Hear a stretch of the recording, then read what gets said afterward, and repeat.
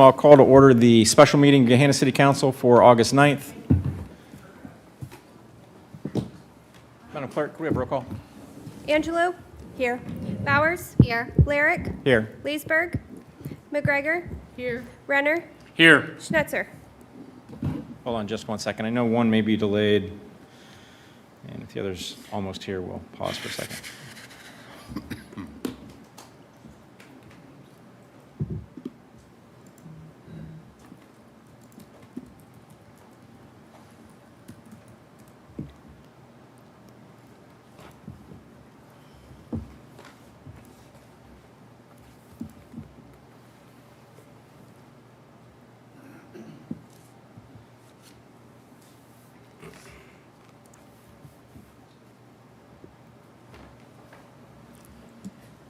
We can sing. We can dance. We have one item on the agenda. It is Resolution 0028-2021, an emergency resolution to accept the material terms of the One Ohio subdivision settlement pursuant to the One Ohio Memorandum of Understanding, consistent with the terms of the July 21, 2021 National Opioid Settlement Agreement.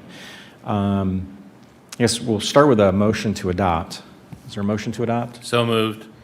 Moved by Mr. Renner. Is there a second? Second. Seconded by Mrs. Angelou. Any discussion? Does the administration have anything they want to speak to specifically on this topic? No, I will defer to the city attorney on this, unless Chief Spence has any comments. Unfortunately, my computer is not pulling up, which I was going to be prepared to give you all of the latest We can updated take a couple of minutes. That's fine. updated numbers in terms of where we are year to date on overdose responses, but everything's spinning. So I apologize, but if it comes up, I'll let you know. Okay, no problem. We have a couple of minutes. Ray, is there anything you want to add in the meantime? Just basically, I think everyone could tell, it looks pretty self-explanatory, so I didn't put it, there was this settlement for billions of dollars. We're not going to get all of it, but in order for us to do this, first I'd like to thank Crystal because Monday she brought this up that, hey, I was told this has to be done by the 17th. And I'm like, oh, okay, I knew it had to be done sometime. I must have missed it. I'm not sure what happened. And then after that, the next day, I got the Ohio Municipal Authority thing from Councilwoman Bowers, as well as the mayor, as well as Crystal. Everyone's sending it to me. That was very helpful because they had their the form ones that they had put together that they wanted to see used throughout the state. So the resolution that I have presented, I'd like to take credit for, but basically it's the form one that they had presented that we have adjusted for us. It just, by accepting this, it enables us to become part of this program. You may note that the mayor is generally the person who signs agreements, or is the person who signs contracts and agreements for the city, but since this is a court case, that's my purview. That's why I'm the one who's listed as the person who's signing it. But that's about all. And can you talk about, are there about any restrictions or directives with regard to any of the funds and their disbursements or usage? Yes, they're listed in there, not in that section, but in the summary is a good one to look at, and the MOU is more detailed. Basically, it needs to be related to the opioid epidemic. For instance, we can hire more police officers if they're targeted specifically for that. We can hire counselors if they're targeted specifically for that. We can help people get into programs. So anything related to that. It doesn't say exactly what it is, but it does have to be related to the opioid epidemic. Okay. If I remember, I thought the MOU was pretty specific in terms of what it referenced uses for, but to your point, Mr. Malarski, it had to be related to combating the opioid epidemic, training, workshops, programs, remediation efforts, et cetera. Yes, and that is, they are specific in examples, but I believe it's, but not limited to type of language. So if we can squeeze something else in there, we can, but generally it's pretty exhaustive, as the mayor was saying. So what's in that MOU is what we would basically be doing. Thank you. And if you can update the record that Mr. Schnetzer is here. And Chief, have you had any success? Yes, I have. Just a quick overview of where we are from 2016 forward. In 2017, we had 46 overdose responses. 41 in 2018, 41, in 2019, 37. In 2022, in 2020, we had 22. And up till July 1, we've had 14. Of those, we've had 13 fatalities. Through a grant that's provided to us through Ohio Department of Health and Franklin County Public Health, we receive naloxone at no cost, as well as the training for all of our officers. So we've had that deployed since mid-2016, and we've deployed that 181 times since that. So we've gone through 181 doses. That may result in an officer may use naloxone more than once or use more than one dose, depending on what the response is. And that is just police administered. That is not including what, if EMS were to arrive on the scene first, what they administer. We keep very detailed records on all of our overdose responses. The vast majority are opiate based, whether it be fentanyl, opioid medications, heroin. That's by and large, the predominant number of overdoses involve those three. Thank you. Anyone from council, any comments?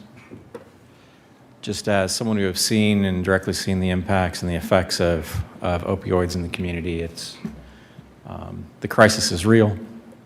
The impacts are real. The impact of the community is real. Anything that we can do to eliminate this menace would certainly be a benefit to the community. No further discussion. Roll call. Brenner, Yes. Angelou, Yes. Bowers, Yes. Lyric, Yes. McGregor, Yes. Schnetzer. Yes. Motion carries. At this time, we'll adjourn, and we will begin our regular city council, or our regular committee of the whole meeting at 7 o'clock.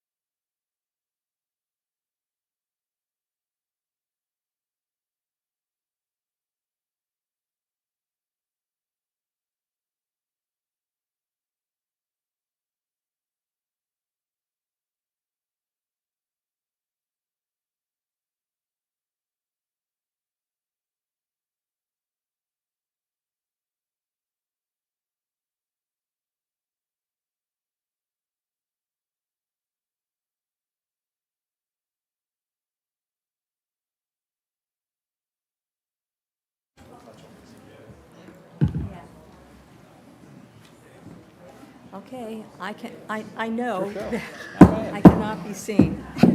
I Okay, am I'd like lower to- than this thing. I'd like to call to order the Committee of the Whole meeting for Monday, August 9th, 2021. First item up is item from the Director of Public Service and Engineering, Resolution 0029-2021. Evening, everyone. The only item we have for you this evening is a resolution to submit a grant for the Claycraft Road water line replacement. So we're seeking a resolution from council authorizing the mayor to submit that grant and enter in agreements for the participation of the Ohio Public Works Commission State Capital Improvement Program. Any questions? No, grants are good. I had one question. What caused this to fail? Caused the water line to fail? Yeah. It's deteriorated over time. There's extensive water line breaks due to corrosion. There was an old railroad crossing as well that put additional stresses on the line. It also connects to our one of our booster stations, which also adds some additional stress and finds those weaker areas. And is this the one that's about 20 years old, 30 years old, or how old? I believe it was installed in 1968. Yeah, So it's Okay. fairly old now. So it's older one. Okay, Yeah. all right, that's all I have. Yeah. Sort of ancillary to the specific topic. We do a camera inspection every year. Is that including these, or is that just sanitary? What does that encompass? And then how does that translate into overall maintenance plan? So the CCTV program is strictly the sanitary program. Okay. That's 1/10 of the city per year. We don't have any method to camera the water line without, a complete shutdown of it. There's been, I think it's 5 breaks in the past 4 years that required the water line to be shut down to our residents and businesses on Claycraft, which caused some, extensive shutdowns of their operations. So we're following the breaks, we're following issues, and moving forward with replacements based on, the water main issues. Okay, thank you. Any other questions? Is everyone okay with this to be on the consent agenda? Sounds good. Yeah. Okay, thank you. Okay, next item from the city attorney, ordinance 0050-2021. Thank you. Well, we're supposed to do it every couple of years. It's been a long time since we last did a codification of our ordinances. We're starting with the 300s. The next committee meeting, you'll get the 500s, which are the criminal charges. This section in the 300s does not encompass every section of 300s. It's only the codifiers go, they look at our section and make it so that it would comport with what the Ohio Revised Code is. We don't have to accept it. I then go through, or in this case, Matt Roth went through and look at it and see if we agree with it. We present it to you for your approval. And so this just brings us in line with what the Ohio Revised Code says for things that are different in our code. Now, with that said, it's not perfect. It's not fixing everything. It just merely brings us in line with what the Ohio Revised Code says as a major step. First thing I'd like to say is I want to give a huge thank you to Becky Whittington. Our statutes are pretty messed up. For some reason, no one understands statutory construction, which simply is you start with the capital letter, then you go with a number, then you go with a small letter, and you go with small Roman numerals as you're going to subsections. Our statutes don't do that in a lot of cases, and they jump back and forth. So I had gotten this in order, gave it to her, and I think it took her 2 weeks just to try to get it into the statutory construction. She did a great job. It started as 149 pages, and it's down to 120 pages, as you can, 20-some pages, as you can see. And so she took a huge load off my hands, so I didn't have to do that. So I wanted to thank her for that. She's also done it for the 500 sections for me too. So that's very, very nice of her. So, but keep in mind, again, these are only these specific sections that we're dealing with, the ones that were different from the Ohio Revised Code. So we have lots of other sections out there that weren't changed by this, and those still can be messed up. So if you come to another code and say, hey, Ray, you told us we fixed all this. No, we only fixed the ones that are listed in here. But we are slowly doing this. We'll do the 500s next. Then we're hitting a lot of the other ones, especially zoning and all is one we're trying to focus on this year, trying to bring things up to speed. So that is what this is a codification of our 300 section. It does add, one of the things I wanted to point out are some of the differences. It does add a definition for motorized bikes, which I believe, Councilwoman, you asked me about. Did we have a definition in there? We had one for mopeds and it adds a definition for electric bikes. I'm sorry. We had one for motorized bikes, which are mopeds and gas-powered ones. This adds electric bikes. And so that is in there. And then it adds enhanced penalties for distracted driving. Now, the state of Ohio has added these penalties, and then they say if all these sections, if an offense is caused by distracted driving in these certain sections, then you can have these enhanced penalties. So we have incorporated that in here as well. It also makes I would point out that seatbelt has always been a secondary offense. This is something people ask, and it remains as a secondary offense, meaning a person cannot be pulled over for not wearing a seatbelt, but they can be cited for a seatbelt violation after they've been pulled over. And then it adds personal delivery device, which is the wave of the future. It's little robots running down the sidewalk delivering packages. And it talks about what they are and aren't allowed to do, how they can't block it, but that's section 371.08 if you want to look at that. And that tells what it is. 377.01 does put the distinction between a motorized bicycle or moped and an electric bicycle, so it tells you the difference. Kind of an answer to the question I believe you had asked me, Councilwoman.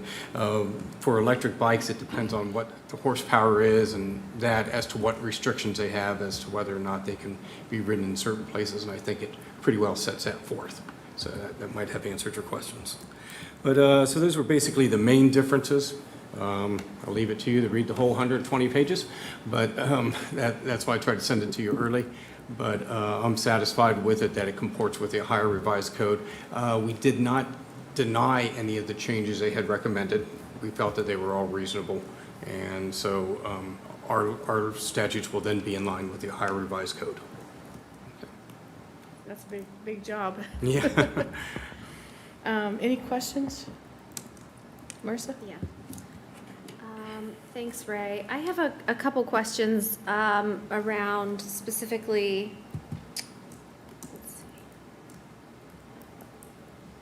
codifying 4511.991, and I think it would be put into, ordinance, specifically around distracted driving issues. I guess one question that I have is if there's the issues around distracted driving are being reevaluated in the General Assembly on a pretty regular basis. If and when additional legislation is passed specifically around distracted driving regulation, how can we go about making sure that our code is updated to match that? Well, if I'm aware, I can just do it. If you're aware, please tell me, Okay. and I can present it to council. And if council wants to do that at that time, we can do it as well. Please keep in mind that these enhanced penalties are still up to the judge. So we can only say that they can be done. We can't order that they be assessed. I think there were a couple instances where there were specific fines that had to be assessed, but generally, unless it's a specific fine, it's just it's up to the judge and/or magistrate to make that determination. And I guess a question, and this might even be better for Chief Spence. As distracted driving laws are already implemented under ORC, are our officers enforcing them under ORC and trained? So what practical effect does this change by updating Gahanna's ordinances? It really just applies to those offenses where if one offense is committed and it's approximate result of being distracted, it elevates that offense. Right now, that is in the ORC, it is not local. So if if there is a charge, it's generally charged via writing the ORC code section and sending it to municipal court. So this would allow us to write it at the local level. In terms of how it overall impacts, again, it's distracted driving in general when it comes to the various nuances of code. It's a difficult from an enforcement standpoint. There are a number of things that have to be observed and or proven. So it does make it somewhat difficult, and there are a number of exceptions that are in the law. We have full-time and attention, which is a separate section of the GCO, and we also have willful and wanton disregard for safety. Those are a little bit easier to prove because it's and help me out, Ray, it's more of a totality of circumstances. You're not resting solely on whether the operator was distracted by a certain device, but it's the totality of the offense. Was there a risk to safety, and all the proximate observations can factor in. So it doesn't have the loopholes that some of the distracted driving legislation has. So it's probably a better enforcement mechanism. But again, this continues, as we well know, being battled out at the state level, and I don't know that there's any clear solution. What I would say is I think that in Ohio, and especially in an urban area like Columbus with the suburban communities, that traffic laws are consistent, and they're consistent from one jurisdiction to another, as a motorist doesn't know whether they're transiting between the city of Columbus, the city of Gahanna, and the city of Whitehall. And I think that in order for traffic enforcement to be even and not have a disparate impact on one group or another, I think they need to be consistent from jurisdiction to jurisdiction. Okay. And so I think what I heard you say, and this is good for me to learn, 331.34, failure to control, has subsection C, no person shall operate a vehicle without giving his full time and attention to the operation of such vehicle. That is correct. And that's an M1 without any kind of exceptions. I mean, we obviously, our officers are aware of if there's a medical issue Absolutely, going on, yes. but there's no exceptions to that, and so that could be enforced under a distracted driving Yes. offense. Okay, thank you. I appreciate it. Anyone else have questions? No. Okay, then we can put this on for first reading, and then do you guys want to come back to committee first? Okay, then we'll just put it on everybody okay with the consent agenda? Fine. Okay, so we'll have it on the first reading, then need to come back, and then on the consent agenda the following meeting. And I lost my place. Ward boundaries. Is that the last thing we had? Ward boundaries.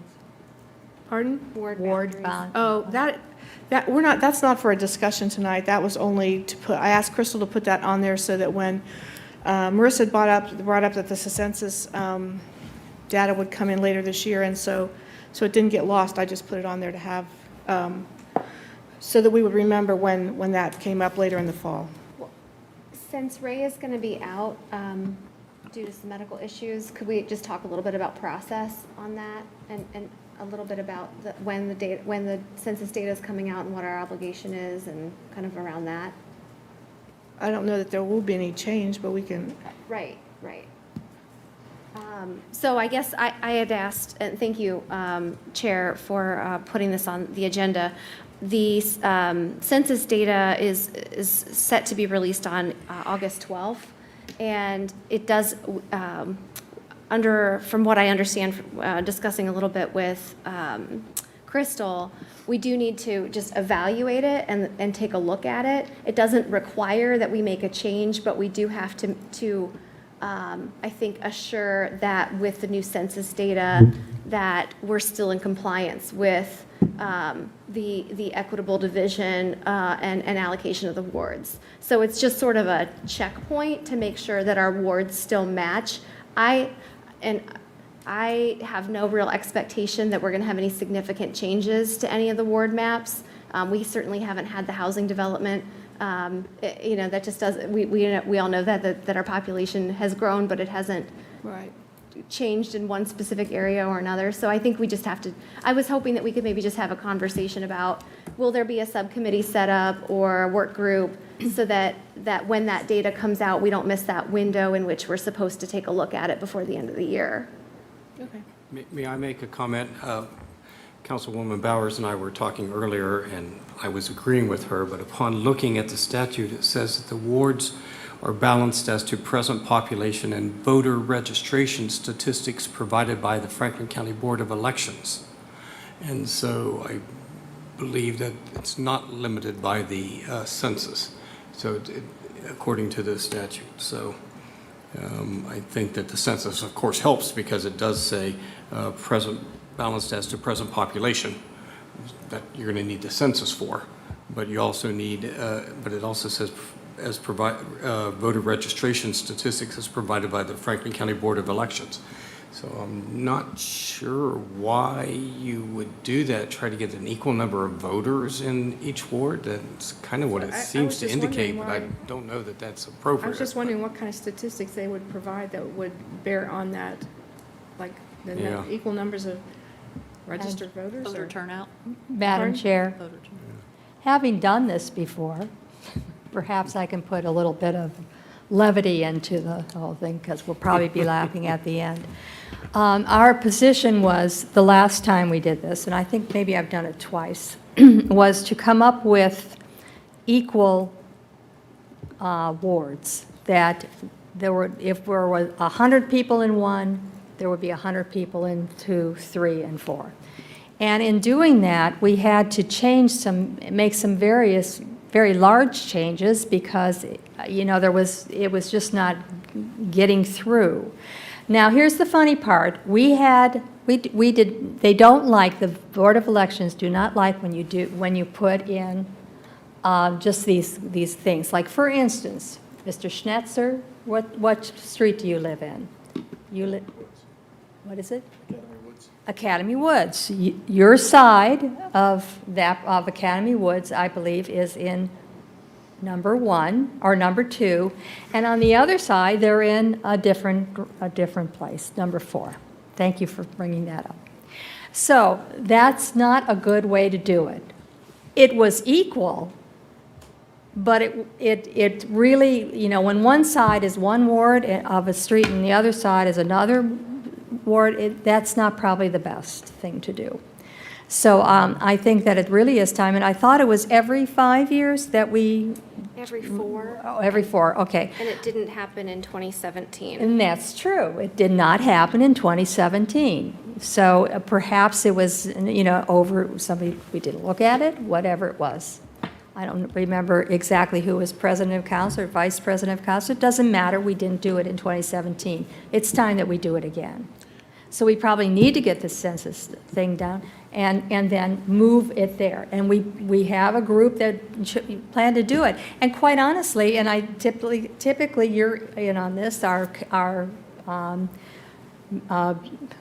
who are you? The clerk of council. Thank you, the clerk of council. No, I'm just kidding. The clerk of council is usually a part of this as well. So what we want is just some kind of equity in terms of what's happening, and that people are not, confused as to what the wards are all about.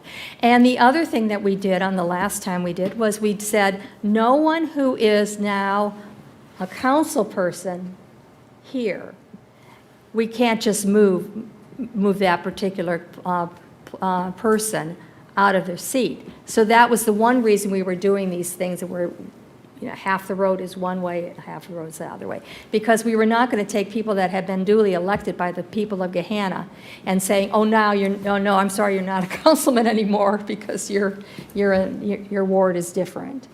So it's a unique thing to go through. But I've done it, I think, at least, I think I've maybe done it twice, and it's very difficult to come up with what's everybody's perfection. We're all human. Based upon the councilwoman's statements, it made me think of something. Maybe the reason there's a census and Board of Elections is if you have 4 members of a household over here, you have 2 members of a household over here who are adults. Well, there's twice as many people in this household, but there's the equal number of voters if 2 of them are kids. So that's probably what they were thinking of when they were trying to think of a way to use those 2 types of statistics. The other thing I would say is exactly as you said, you want to try to make the lines as simple as possible. Definitely want to try, you would like to try to keep the neighborhoods together as much as possible for that reason.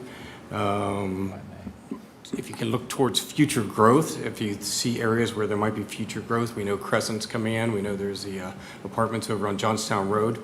So future growth should be taken into consideration. Just some thoughts off the top of my head of what you might want to be looking at. Brian? Couple of things. The 2017, I've asked Crystal to go back and look at record, and she didn't see anything. I have a general recollection that we looked at the layout in 2017, and it wasn't a large enough change in order to warrant making any adjustments to the wards.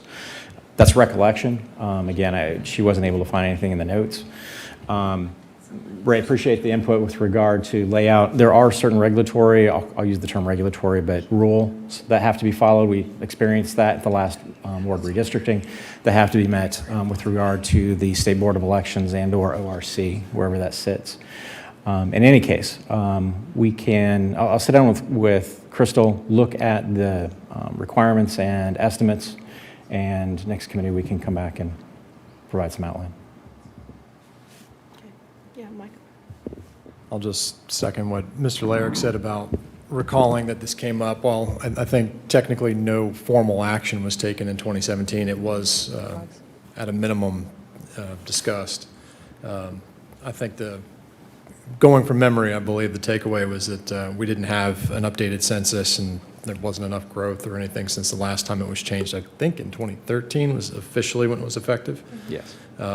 So again, just, and then I'll just put a placeholder. If we're going to continue this discussion at some point down the road, maybe every 4 years is potentially too often, given that the city is largely built out, to have this as an item, just something for consideration. Not saying that's my position, but maybe worthy of discussion if we're going to dive a little bit deeper on this topic. So we will have more to discuss in 2 weeks. Okay, thank you. Thank you. And that is the end of the agenda, I believe. So that'll be the end of the committee of the whole, we adjourn. Got to gavel us out. Thank you. Crystal, let me know when you're ready to gavel in. I'm ready. All right, let's kick off Finance Committee for Monday, August 9th, 2021. We have one discussion item on the agenda for this evening.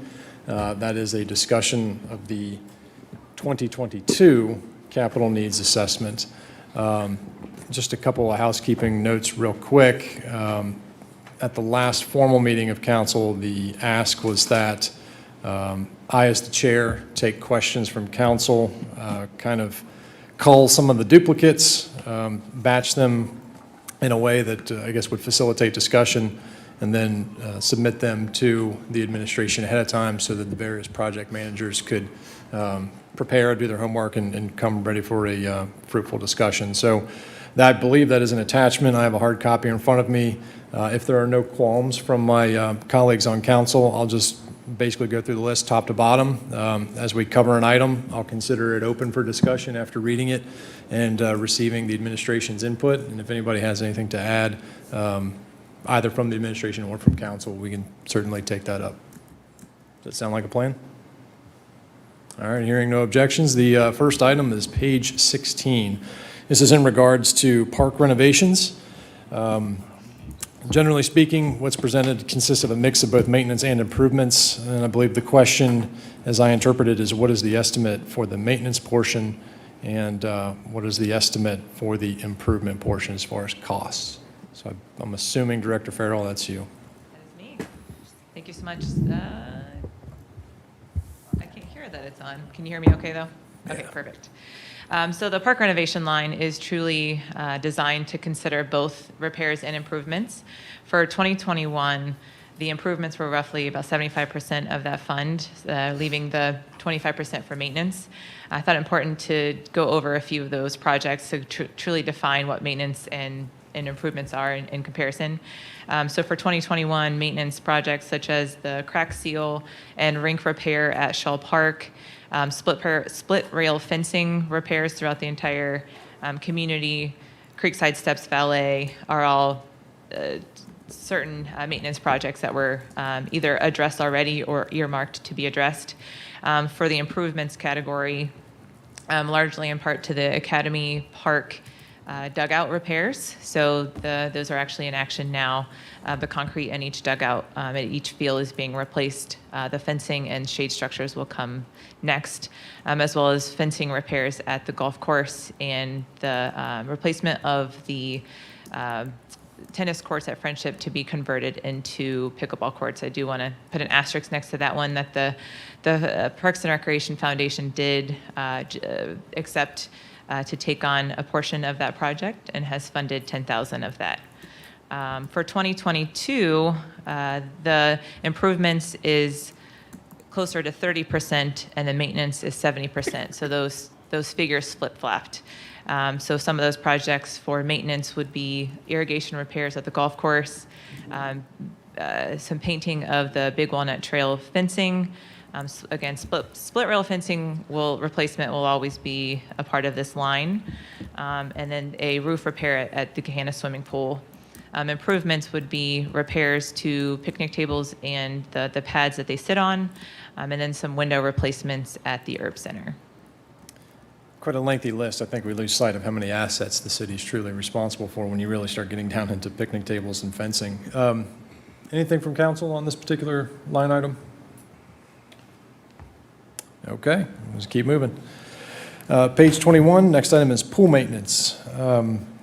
The question is what were pool capital expenses for the last 2 normal years? And if the liner is included in this, is it possible to carve that out separately? So again, just a general question about what were pool expenses for the last 2 normal years. So normal is a relative term, I think. For prior to 2018, this was not a fund. 2018 was the first year that the pool infrastructure maintenance program existed. Less the expense of the pool liner, the expenditures were $25,000. 2019, this was not funded. The pool infrastructure did not receive any funding for the year of 2019. 2020, again, will forever have an asterisk by it. It was funded with $50,000. However, the projects were placed on hold.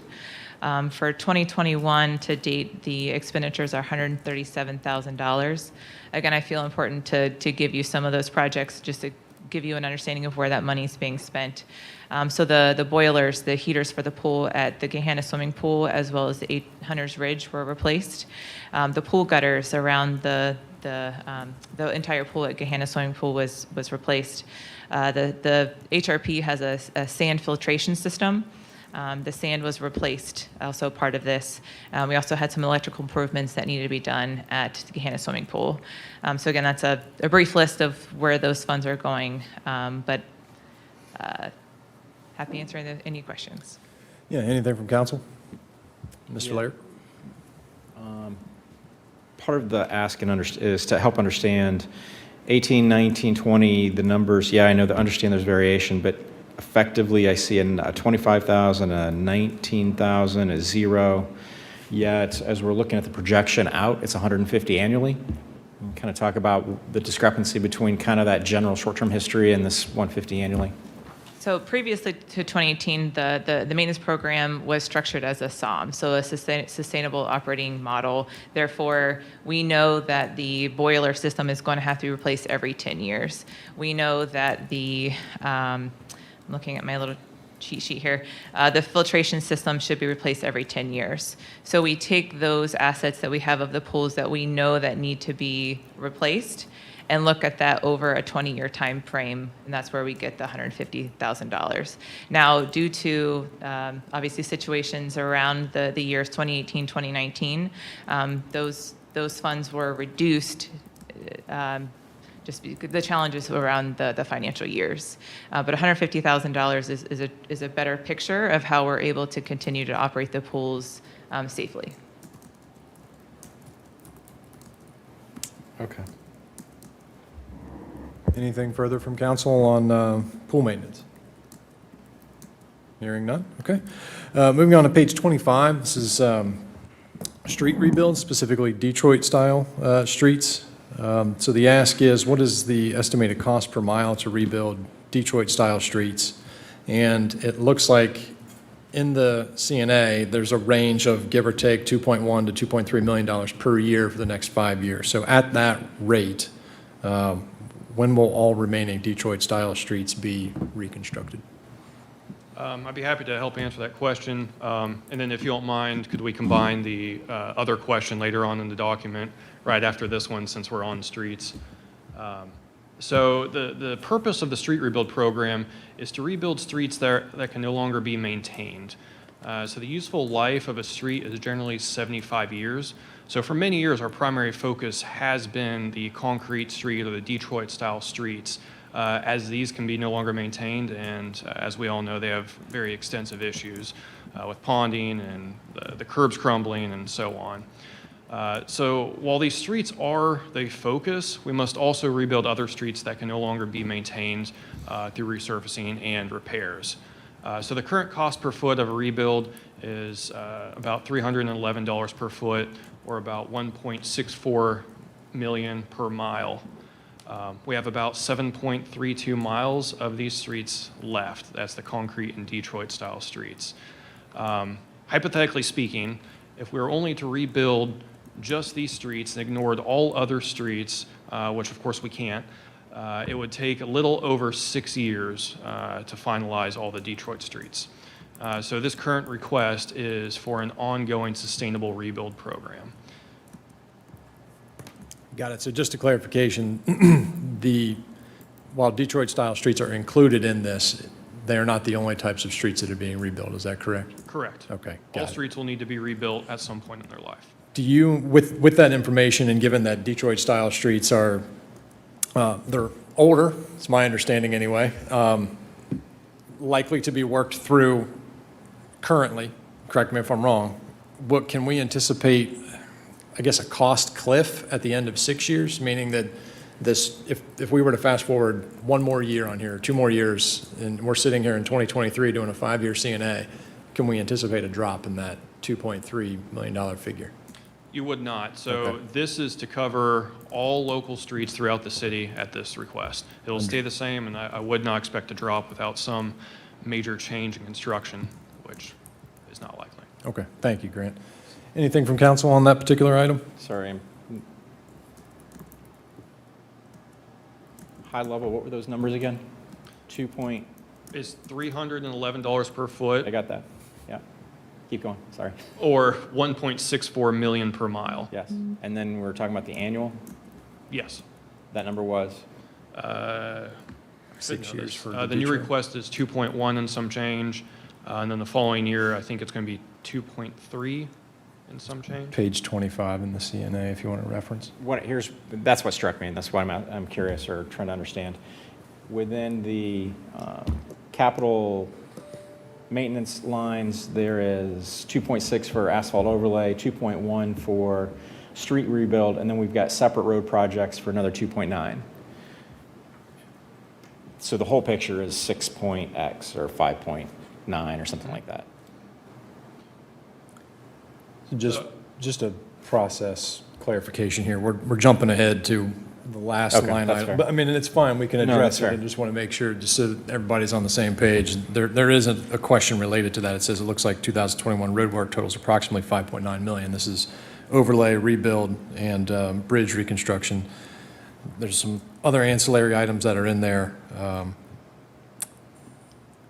The question is what's the current estimate forecast of that maintenance? And it line really cost? goes to your question about the quote, well, the beneficial cliff at some point where it starts to normalize versus the catch-up that we're attempting? And it's kind of ties all to the same question. Yeah. So our goal is to reevaluate these programs every 5 years as, costs of construction change and methods change as well. So the resurfacing program and the bridge program are the only two programs with accelerated funding. The bridge program is anticipated, to be reduced to $366,000 in 2025. The resurfacing program's budget, thankfully, was doubled following issue 12 to tackle the extensive backlog of maintenance. At that time, it was expected to take roughly 5 years to get caught up. Construction costs have increased and is anticipated to be closer to 6 years to reach that catch-up mark, assuming no major significant drops in the pavement condition rating. So we will reevaluate the program before that time to determine what's the appropriate funding level and methods of maintenance. Again, thanks to issue 12, this is all possible. We have a funded rebuild program, we have a funded bridge program, and now we have an accelerated resurfacing program to catch up on, this deferred maintenance.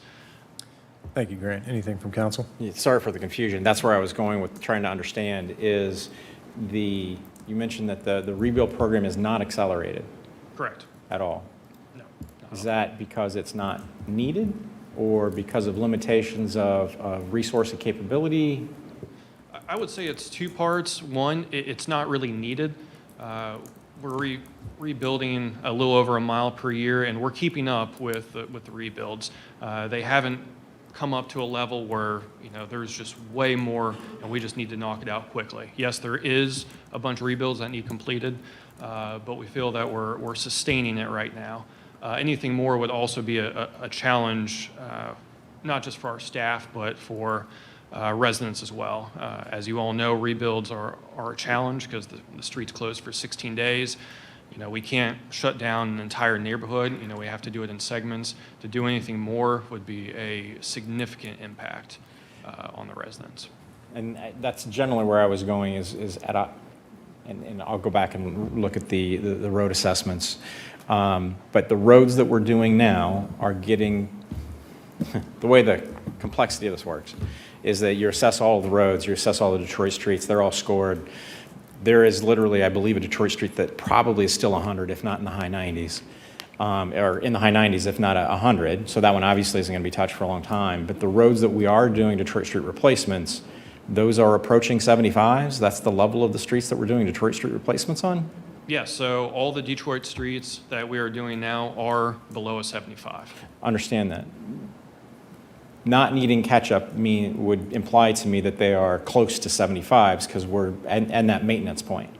If they're well below 75 and there's a bunch that are up to 75, that's where my recollection of previous discussions were that there's a significant portion of Detroit streets that are poor grade, that are below our objective standard, and that we need to cycle in and get completed. Correct. I would say a majority of them are below 75. At a 75, they are eligible for maintenance. I could look and see real quick what's the lowest one, but I believe they're generally in the 60s and 70s. Right. We have thankfully been able to tackle, those really horrible 50s that we were seeing over the past few years. The ones where you basically couldn't drive down the street because they were so bad. So in a sense, we have caught up with those, but they're going to continue coming up as we go through the life of our streets. So Grant, what you're really saying is there's a limitation on the number of golf carts that can be lent out when we're rebuilding the streets, because I know that's one of the sticking points is when your street is literally removed and it's just dirt, how do you get to and from your house? So anything further on this particular topic from council? Nancy? When you said there was, we're giving an amount for the Detroit streets, did you say there are 7.3 miles left to do? Correct. Okay, all right, that's right. I wasn't sure. I was kind of writing and, okay, that's all. Anything further from council? One more clarification. Yep, sir, Mr. Blair. Separate from the Detroit streets, roughly what needs to be looked at for rebuild of regular streets? As a mileage, as an estimate, as a Not really sure how to get to a number. I'm not sure what you're asking, I apologize. Understood. No, that's all right. So we've just talked about Detroit streets having 7 miles to be done, that at some point need to be, and many of them are degraded. But you also have talked about all of our streets at some point, 75-year life cycle, most likely, or that's the engineered target, also will need to be rebuilt. Do we have some portion, let me just simplify the question. Do we have some portion of modern streets, modern design, that currently need to be rebuilt? Yes, that is currently occurring. A majority of the streets that we are reconstructing are the Detroit-style streets, but there are other, I wouldn't call it modern construction method, but other construction methods that have been, jumping in because you can no longer maintain them at that point. So I don't need the answer tonight, but the question I guess I'm trying to get to is how many miles today of modern design streets should be rebuilt? Don't need the answer at this moment. Okay, You can dig it I up. have to get back to you on that one. Sure. Grant, if you do maintenance more quickly, does it ever stop that you would not have to have reconstruction? No, but it will extend the life. So if we do not maintain our pavement, we get those big gaping potholes, water seeps down into the base, and then it freezes and thaws and cracks and breaks, and then that 75-year pavement life is now down to 50 or 40 or wherever. So maintaining our streets to an acceptable level of a 75 PCR is going to greatly extend the entire street itself, as well as the different layers of asphalt. We have three inches of asphalt. We have a surface course and intermediate course. The surface course is commonly termed the wearing course. Our streets are so bad right now, and we have potholes and cracking, that it goes all the way down to the concrete. So all 3 inches has to be removed and replaced. So once we're caught up, the hope is that we can just remove and replace that wearing course and further extend that pavement life and potentially resurface the streets a little sooner and have a better pavement condition throughout the city. If I could jump in, I'm sorry, Grant, I know when we talked about this earlier, part of the goal is once we hit well-maintained streets is we can then take advantage of more cost-effective measures of maintaining the slurry seal and the thinner resurfacing. So ultimately, the goal is to get caught up to where we can just maintain and not have to tear apart and rebuild.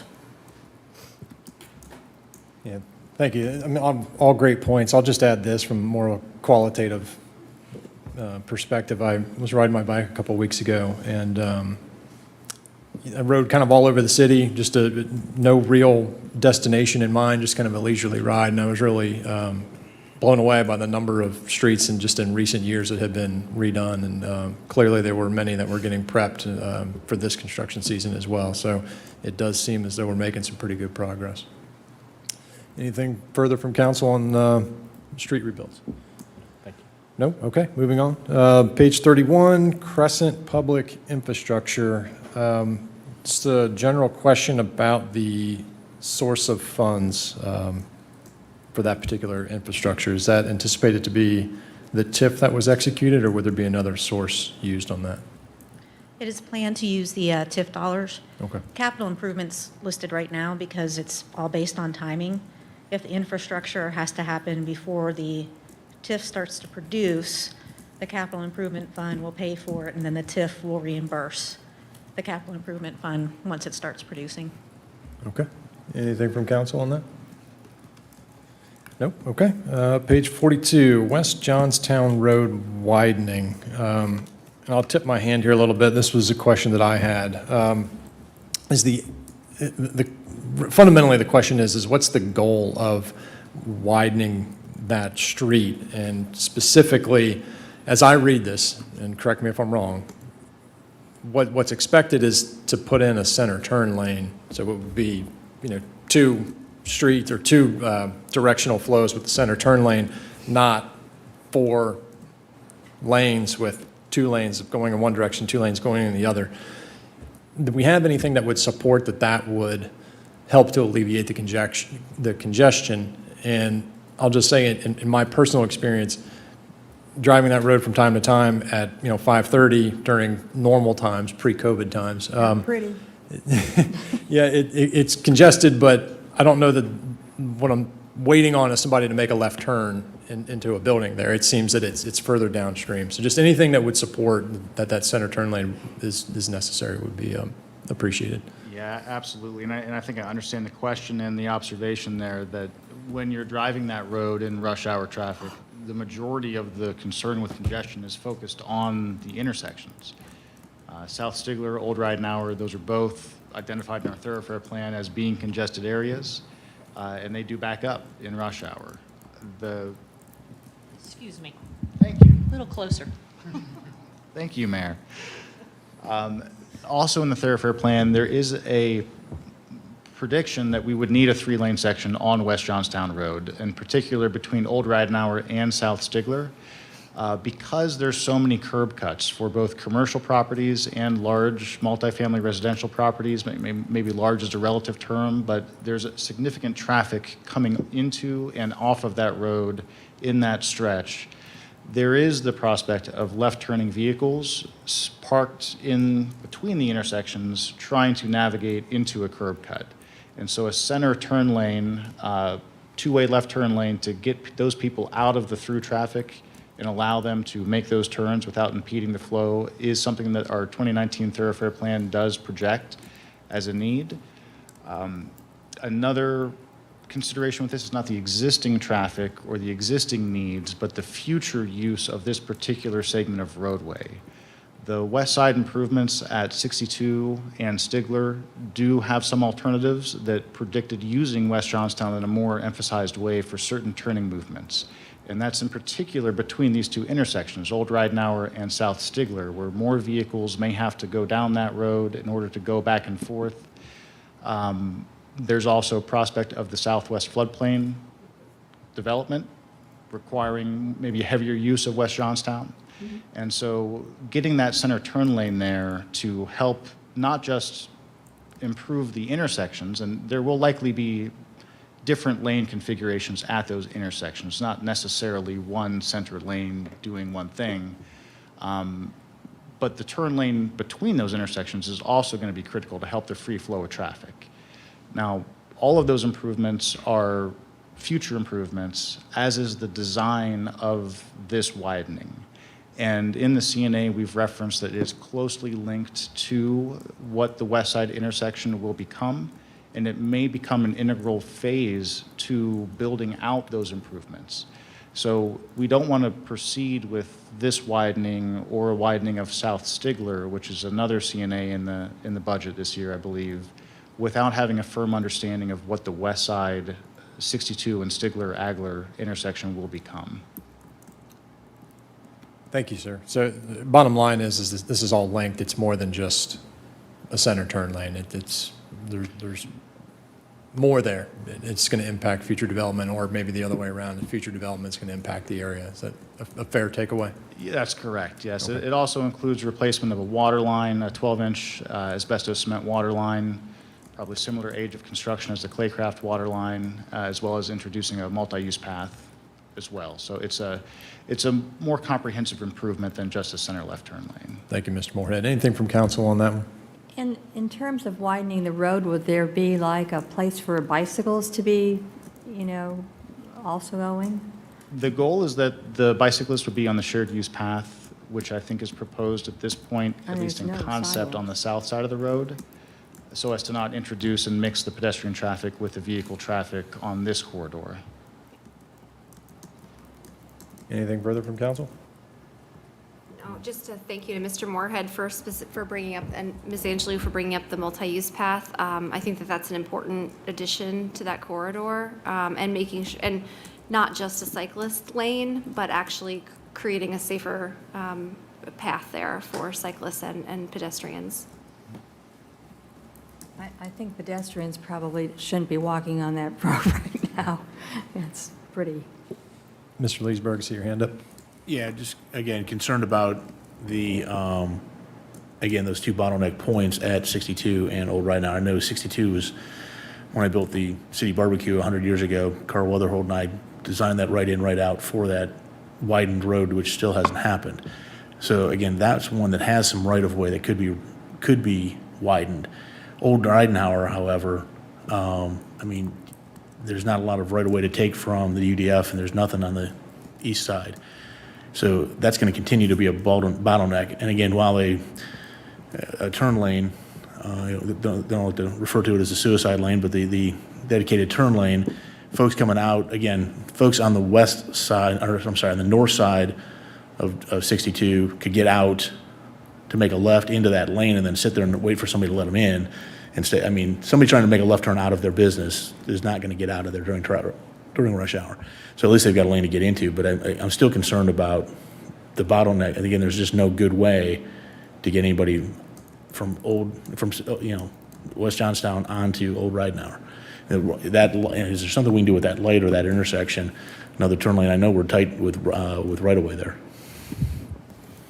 Yeah, and that is part of the new, we're looking forward to envisioning the west side improvements both with these intersections in mind as well as other regional development in mind. The alternatives that were presented in, I think it was 2017, it's before my time here, didn't go so far as to look at what Old Ridenhour, what improvements might be necessary there. And we're seeking now to go forward with an effort that will look at Old Ridenhour and West Johnstown and South Stigler and take it all as one package so that we don't build some improvement and just sort of punt the problem down the road to the UDF and then have to deal with that in the future. We want to know what the impact is going to be regionally, because people will seek alternate routes around it if they don't find an easy path of access to the roadways. That's what I thought I heard you say, was if 62 gets backed up, it'll push traffic to West Johnstown, which it can't handle it right now. So, Right. I mean, that's, again, West Johnstown with an extra lane could handle it, but Old Ridenhour there at the UDF can't. So, again, it does seem kind of like we're still bottlenecked right there. So. Mr. Leesburg, as a civil engineer by trade, I was waiting for your input on some of these. You had been suspiciously quiet up to this point. Anything? Are roundabouts a possibility? Are roundabouts? Yeah, there's nothing ruled out. Roundabouts were part of the alternative package for the 62 and Agler improvements. They may be a possibility here. It's, as Mr. Leesburg did point out, there is not right-of-way out there to plant a roundabout there today. Another thing that the 2019 Thoroughfare Plan predicted was a need for an additional 20 feet of right-of-way on West Johnstown along the whole corridor. There's also a need on South Stigler and Old Ridenhour. So planning for those improvements, planning for what real estate may be necessary for those improvements is all something yet to come, but we have not ruled anything out yet. And by the way, this is a 2024 item, correct? I mean, it's nothing immediate, but at a minimum, it's why we do a 5-year outlook, so we can be well prepared. That's right, and it's linked to plans that we hope to begin soon, and then hopefully when we get to 2024, we're ready for this conversation with the background that we're laying out now. Thank you. Page 48. So received a couple of inputs on this one. So if I fail to accurately capture your question or concern, feel free to speak up independently. But just to read the line item, please be prepared to discuss what's currently known to date about this, what stage this particular capital needs item is at, and then talk about estimated future costs, how those were derived, and then whether or not any other alternative parking solutions have been explored to this point. So is that Grant or Mr. Moorhead? All right, how about it? So to the first question, what is currently known to date, just generally what I would put out there is that Tim Hampshire from DLZ presented a report late last year to council. We don't know anything further about the facility, about the needs are there beyond that report. So what is known to date generally is that the garage does not meet the FEMA requirements for flood protection. Now, one thing to point out is that the report that Tim presented to council was more of an estimate of the what, right? What is in that garage? What is there that doesn't meet the standards? It doesn't predict the how do you fix that? How do you carry that forward? We're currently seeking requests for proposals for the how. And as we said, those are expected to be in on August 23rd. I think we made mention at the last meeting. We're still planning for that. However, we've had some consultants express concern over that timeline. They would have had 4 weeks to prepare a proposal, and just due to the complexity, the number of players they would need to kind of bring to the table to help us manage that project, we may extend it a week or two just to try to gather a wider pool of candidates for that project. But that's what we know to date, is that we have improvements to be made, and we're going to enter into a contract with a team of consultants to help clarify what those improvements are, what options we may have in some cases, and what the costs for those will be.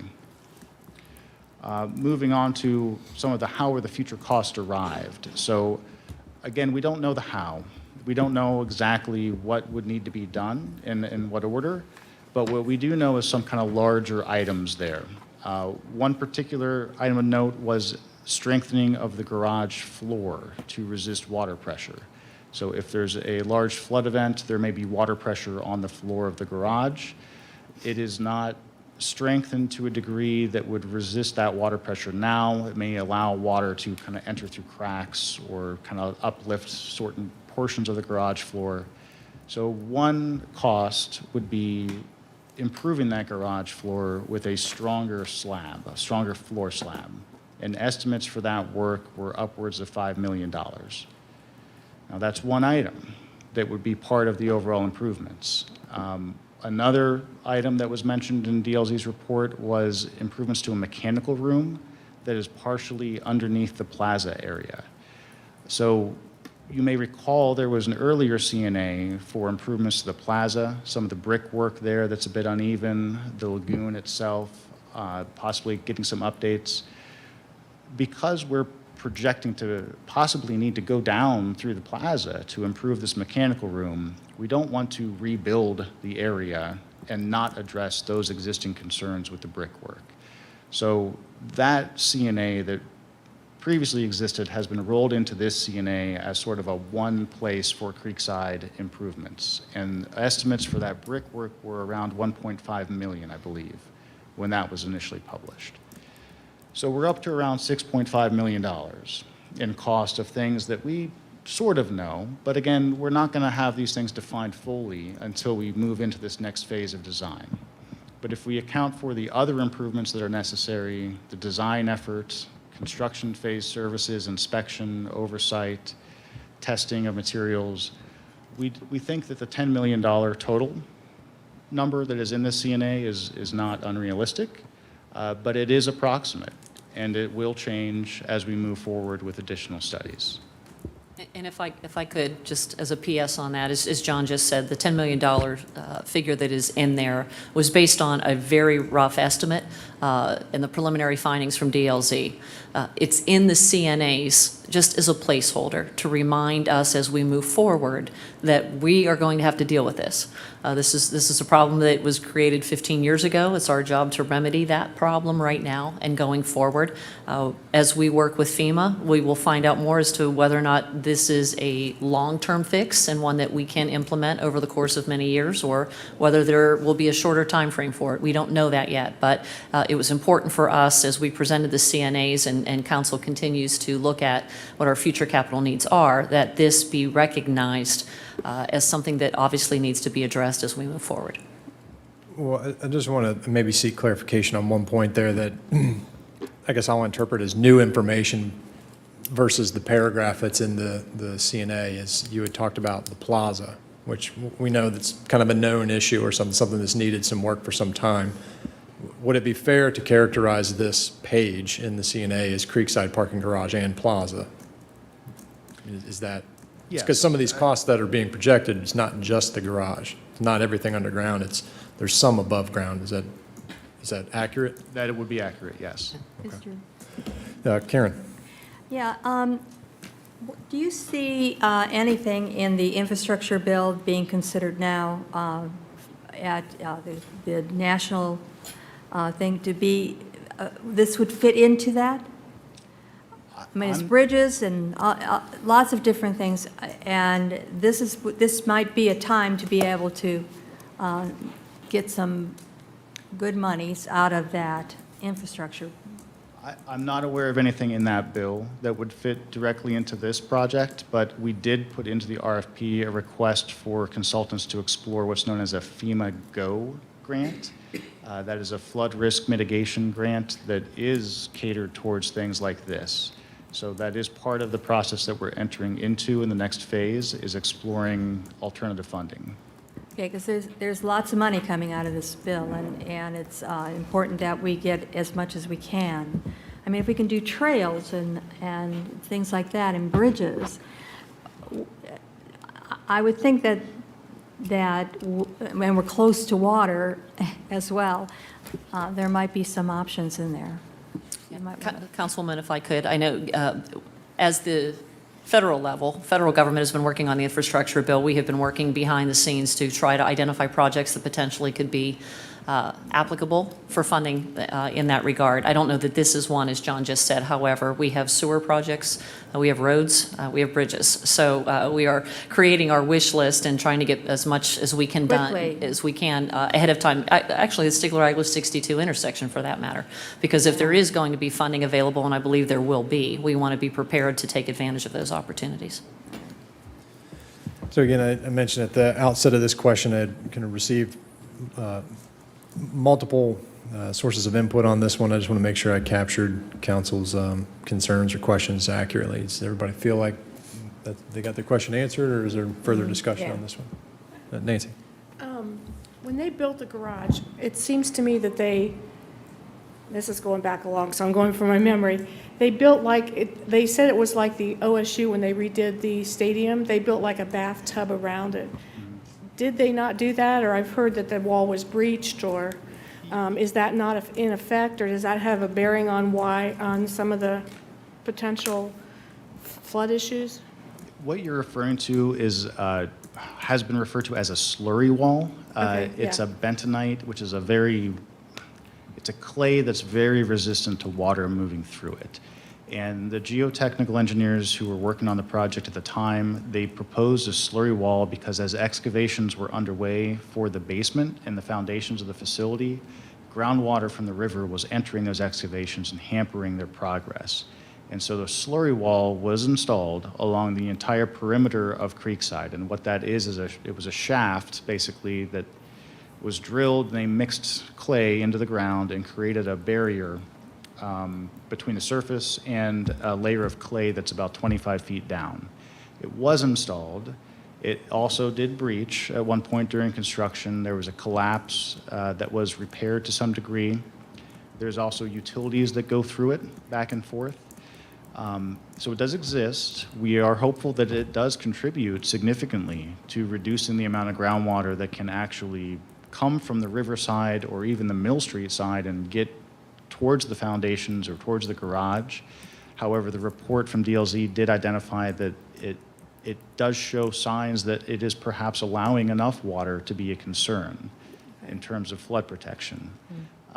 In addition, FEMA does not consider that improvement to be a factor in whether or not the building itself meets federal requirements for flood protection. Okay, thank you.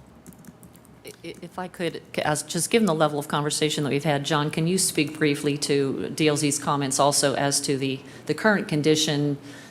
Is this an emergency situation? Is there an urgency around this? I just want to quell some fears, perhaps, given the conversations we've had this evening. Thank you, Mayor. Yes, not FEMA, DLZ's position, and as they presented back late last year, is that this is not an emergency. It's not a cause for panic at the moment. It's not something that's going to shouldn't keep somebody up at night. Although these are big dollars, the risk there is really based on when a large 100-year flood occurs, and we are working now to help correct these situations so that it won't occur. And much of what they've identified is also looking forward to a what if of if this occurred, we think this might happen here. So they didn't identify anything that would call into question the structure today or as it sits out there that it's unsafe in some fashion. These are scenarios that we're working to correct in the event of a major flood. But a 100-year flood means it could happen today. but it could happen in 100 years. So you don't know when. I mean, the chances are it's not going to happen today, but it could. It could happen 2 days in a row. Is it still raining out there? But I mean, I'm not worried about the roof leaking right now. I understand your point, but I live on a creek, and I know that that's, it's, yes, it could be 100 years, but you're right, it could be 2 days in a row we could have it, so it's just an average of when it occurs. That is correct. So- And we don't want to downplay the seriousness of it. Right. But we don't want you to believe that this is an immediate emergency and that you should be Okay. concerned going to Creekside or parking in that garage and enjoying the area. Okay, that's point taken, thank you.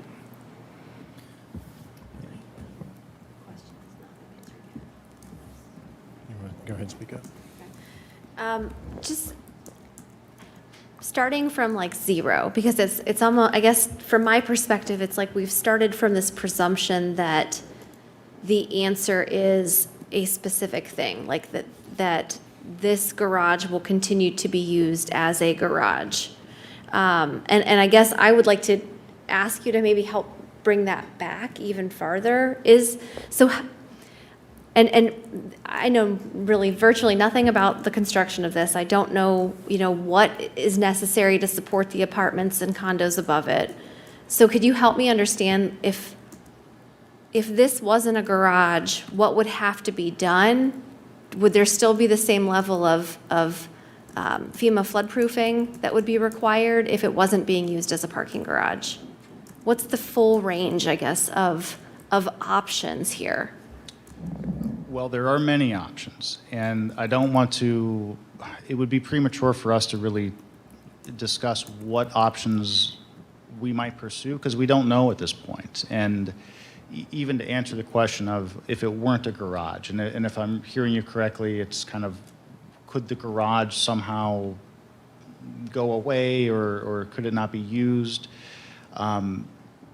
There would still need to be changes to the facility to even make that happen. And what those changes would be, I don't know exactly yet. We'd have to engage a team to look at things. There's a lot down there other than parking.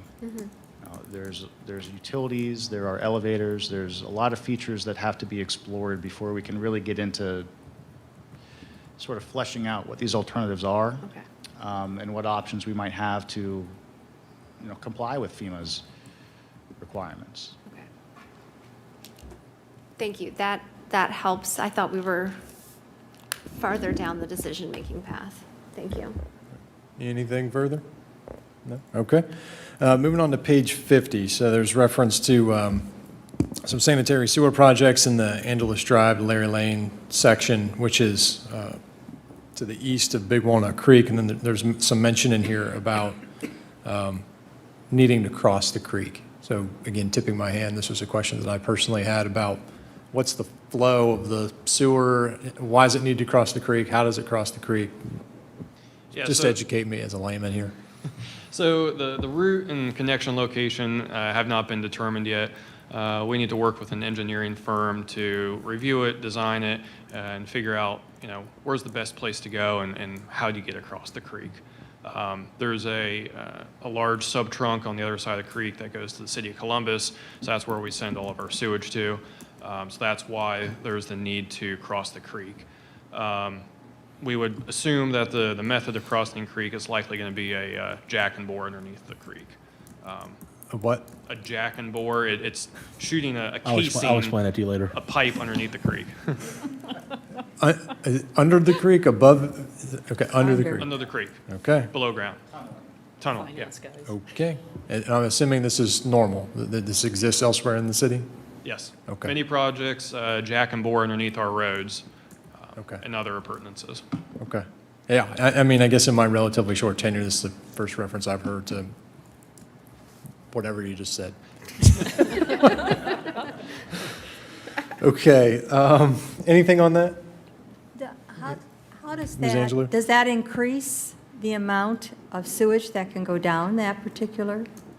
How large a, So these properties are currently not served by sewer. There's no sewer in the area that they can connect to. So this project is to provide them with a sewer connection that does not currently exist. interesting. Is that the houses along Johnstown Road that will serve, that are Yes. unsewered?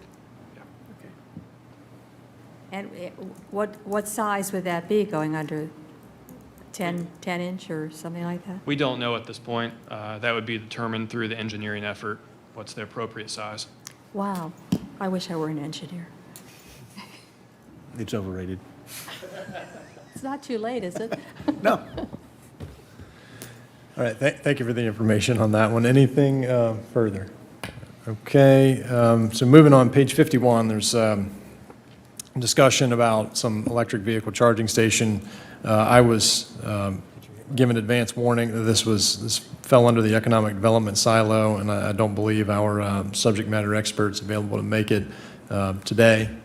I don't know Yes. if we've got to stand in, or if we're just going to put a pin in this one and If take we it could up just next put a time. pin in this, this is an issue and a matter that Nate Strum, our development director, has been working on and proposed. It's an economic development opportunity. He wasn't able to be here tonight. He's had a family emergency. So if we could put a pin in this, and we'll come Sure. back to that, I'd appreciate it. Thank you. Yep, no problem, no problem. Okay, and that moves us on to a question that was received regarding several pages. I believe the general question or concern is there's a desire to understand more of a citywide longer-term plan, some reference pages being 43, page 54, and page 59, which are all new items. Just looking for more context for where all of those items fit into a broader picture. And if I remember correctly, those were parks items. So Ms. Farrell, looking at you. Sure. So the items are the page numbers that you referenced, specifically the splash pad as well as the Price Road renovation along with the parking lot. Those are part of the larger project of the Southwest floodplain. Even though there's a lot of external factors, actually one being addressed earlier with just infrastructure, traffic studies, as well as there's other external factors as far as the desire to acquire more land to complete that project.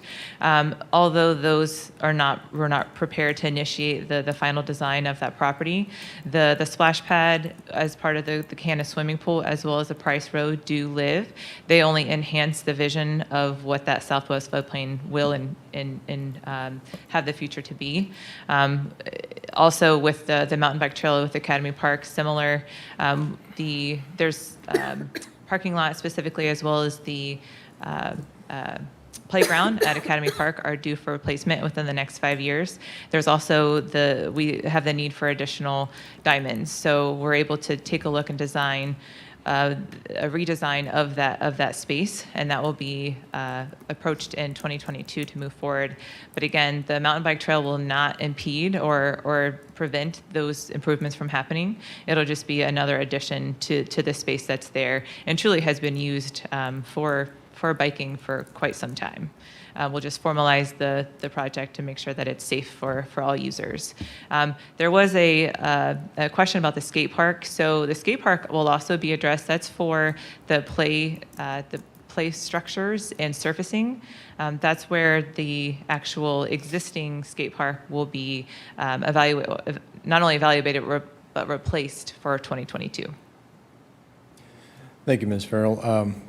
And specifically with regard to the mountain bike trail, government does not have a reputation for moving quickly. And I know that was one item it was brought to my attention just this year. So the fact that this is already on the CNA, already being targeted for, funds to be appropriated in the 2022 budget, just want to pass along some gratitude for that. And I'm sure the residents group that's very involved in that is going to be very pleased to see it. Anything from council on this particular topic? Yeah, I'd like to ask, has anything been done on the Rapid 5 that just came out in terms of all of the various options that are there, and then to have the confluence of the things? Yes, so we have some incredible resources, of course, here in Gahanna, and Friendship Park joins the confluence of two waterways, and we, of course, want to celebrate that. Rapid 5 is a lot to digest. We have it's a big vision plan, so we'll absolutely take those those ideas and what the engineers came with, not just for the Big Walnut, but also the other waterways throughout the entire region, and truly see what makes sense for Gahanna and what truly is part of the overall vision. So absolutely, we'll take that in consideration, and it was a project worthwhile. Thank you. Just really quickly, kind of while we're in this thread of some Parks and Rec development, I understand that disc golf has maybe been discussed or is, where is that in terms of discussion? Is it still being considered as a potential? So that's an amenity that we would, of course, love to have. It's actually a low cost for just the design as well as the maintenance, of course. The location is where we need to make sure it's in the appropriate location, not just for the sport itself, but also, again, parking, that it has to make sense for a safe. So actually, our project manager has met with a resident who has kind of taken on this as a project and so really just the identification and evaluation of where it makes sense. Okay, great. Thank you so much. I'm glad you guys are working on that too. Anything further from council? Is Ms. this, McGregor? are they still planning the mountain bike trail up in Academy Park? That was actually, yeah. So Okay. that was part of the request. That's a CNA request for 2022. Have they had engineers look at those soils? So yes, there's two different studies, the wetland delineation, so that we have an idea of where wetlands are, so that we have an appropriate alignment for the trail. And then second part, MORPC identified the location for a brownfield study. So phase one of that study has already been completed. Truly, that is just, yes, there was some residue from the Columbus water treatment plant. So the second phase would be what to do in order to remedy that site.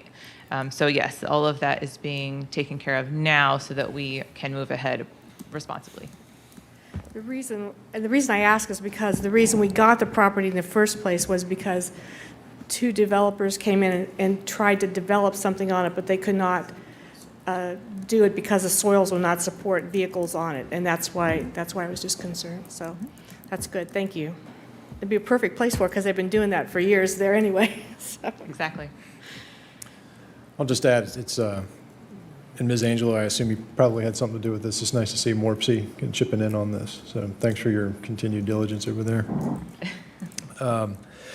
So anything further? Okay. So the last section that we have here are items that were not specifically mentioned. So forgive me for not having a page reference number, but received some questions or concerns about just new sidewalks and trails, a couple of areas that were identified as areas of need based on resident input, or James Road and Hines Road. So I hope I captured that correctly, but just anything that the administration could share on whether or not there are plans for not just sidewalk maintenance, but new connectivity in the form of sidewalks and/or trails. Grant, you want to start first, or John? Everybody just fight to go first over here. So I'll kick us off with regards to sidewalks. As part of the street rebuild program, anytime we reconstruct a street that currently does not have sidewalks around it, we make sure that we do include it wherever possible. So we are adding it through that program, as well as any other street improvement projects. We make sure that sidewalk is included in those projects, and if it's an arterial street, that'll be multimodal transportation, your bike paths. I can speak to trails. I don't want to overspeak on anybody. So Big Walnut Trail Section 8, of course, is a priority to complete the Big Walnut Trail. And actually, in coordination with MORPC again, the RAISE grant was submitted to include Trail Section 8 as part of that request. Also, CNA request for Claycraft and Tech Center. So that will link an existing trail from Tech Center to Claycraft. That will actually be for the industrial zone for that acquisition, or I'm sorry, that connection to individuals from trail to work. And then also another CNA request, which actually I can hand over to John, for the East Johnstown Road.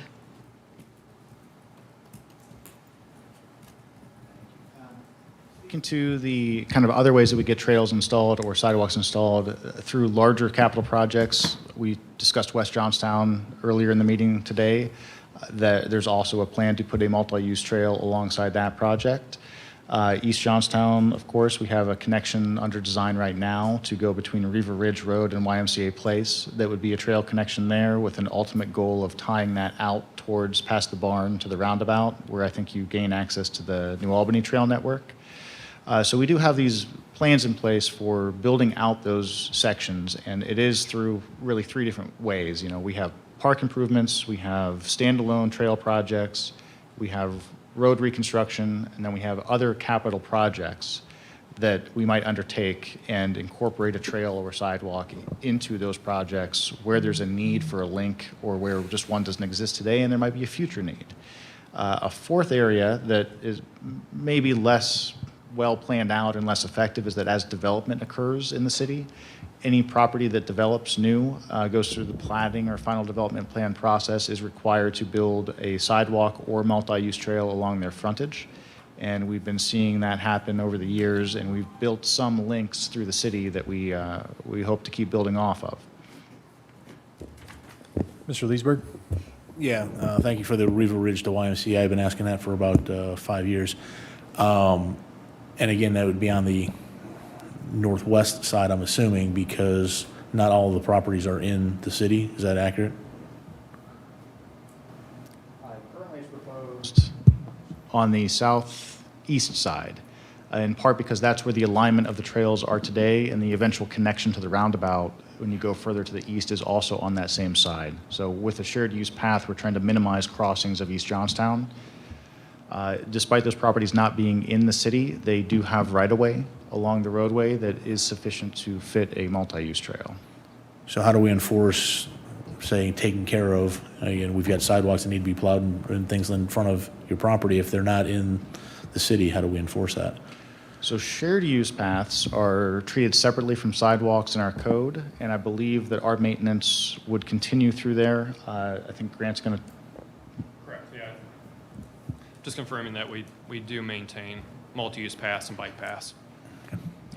And Franklin County and ODOT have jurisdiction over that particular stretch of road despite being in the township. So if need be, we would coordinate with their offices for any working agreements necessary to secure the rights to maintain and build out those trails. Okay, but a sidewalk put in, whether publicly or privately, would be maintained by the homeowner in front?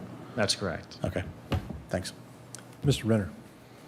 Yeah, thank you. A lot of good discussion tonight. Gentlemen, thank you. Did I hear you correctly that in order to have a sidewalk, we have to have a street project, especially when it comes to James or Hines Road? Is it that a street project has to be before we do that, or can we have a sidewalk program or sidewalk be built there? They can be built in those locations, as I said, through separate capital projects. It's not always a street reconstruction that drives the building of a sidewalk. Okay. We do also pursue standalone projects like the shared use path we just discussed along East Johnstown.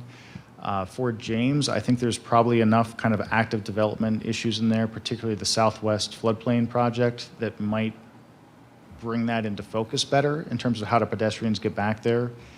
In line with the same discussion of needing pedestrian facilities along West Johnstown in order to connect that street over towards James. I think James itself is kind of the next step in that discussion is how you get down there. Okay. I appreciate the conceptual discussion, but as our finance director has called the CNA as an inventory list of projects, I would like us to actually see and put ink on the paper and say, look, this is an inventory, this is a need. We need sidewalks in these, in particular these two locations.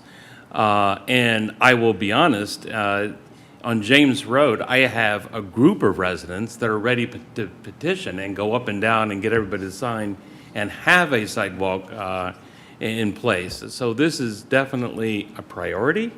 And I would definitely like us to have something in the book, in the manual that says, look, we're going to do this, and draw it from the conceptual over to something that it's hard-nosed, that you even somehow get to a target year and say, yeah, we're going to do it. but we owe these constituents something. Thank you. Anything further from council? I'll just add, I know, Jamie, you and I have had some conversations about the East Johnstown Road multi-use trail through the years, and I'll just say that it's nice to see that move forward. It's a nice vision to think all of those residents up in that section, instead of hopping in the car and struggling to find parking down in Old Gahanna for, festivals and fireworks and those types of things, might have the option to walk or ride a bike down that way. So yeah, I'm looking forward to that. Second to last item that we have here, just a discussion about athletic fields, just, how or where are improvements to softball fields, baseball fields, and various soccer fields addressed in the CNA?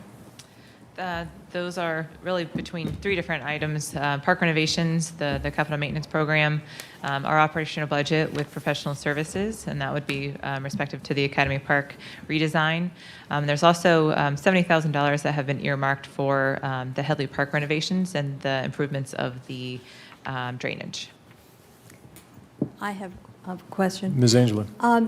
In the past, and this has been a number of years ago, the soccer fields there, they don't have any kind of ability to grow the grass and keep it green and all those things. It's been very expensive, supposedly, to do all this.